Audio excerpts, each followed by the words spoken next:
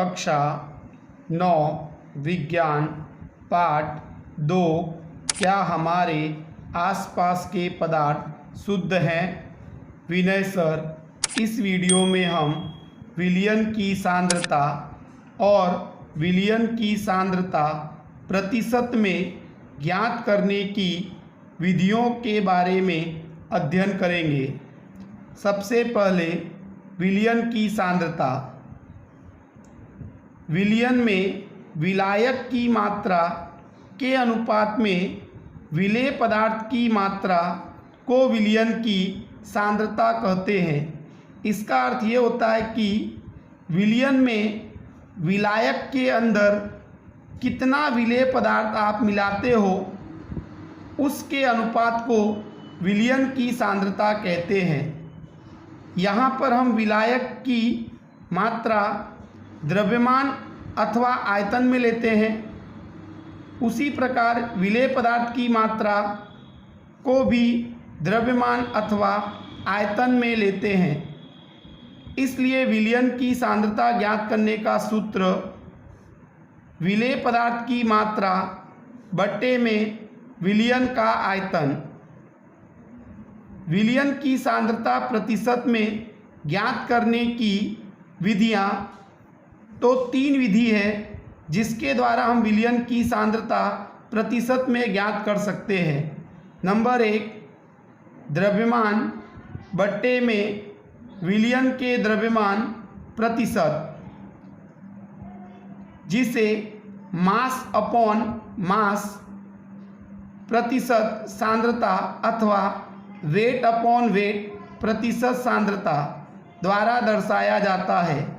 और इसका सूत्र विलेय पदार्थ का द्रव्यमान बट्टे में विलयन का द्रव्यमान गुणे 100। दूसरी विधि, द्रव्यमान बट्टे में विलयन के आयतन प्रतिशत, जिसे संक्षिप्त में मास अपॉन वॉल्यूम प्रतिशत सांद्रता अथवा वेट अपॉन वॉल्यूम प्रतिशत सांद्रता का सूत्र विलेय पदार्थ का द्रव्यमान बट्टे में विलयन का आयतन गुणे 100।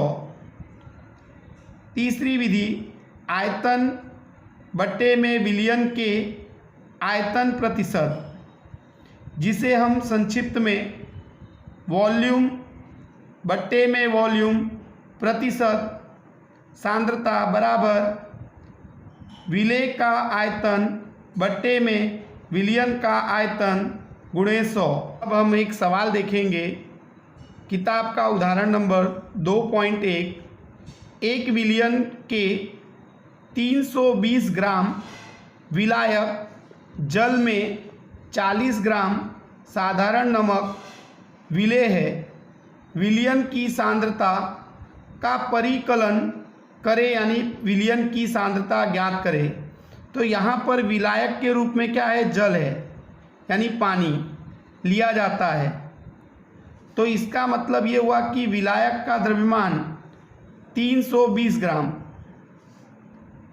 और विलेय पदार्थ के रूप में हम साधारण नमक को मिलाते हैं, जिसका द्रव्यमान 40 ग्राम दिया गया है। अब हमें विलयन का द्रव्यमान पहले ज्ञात करना पड़ेगा, क्योंकि विलयन की सांद्रता ज्ञात करने का सूत्र है विलेय पदार्थ का द्रव्यमान बट्टे में विलयन का द्रव्यमान गुणे 100।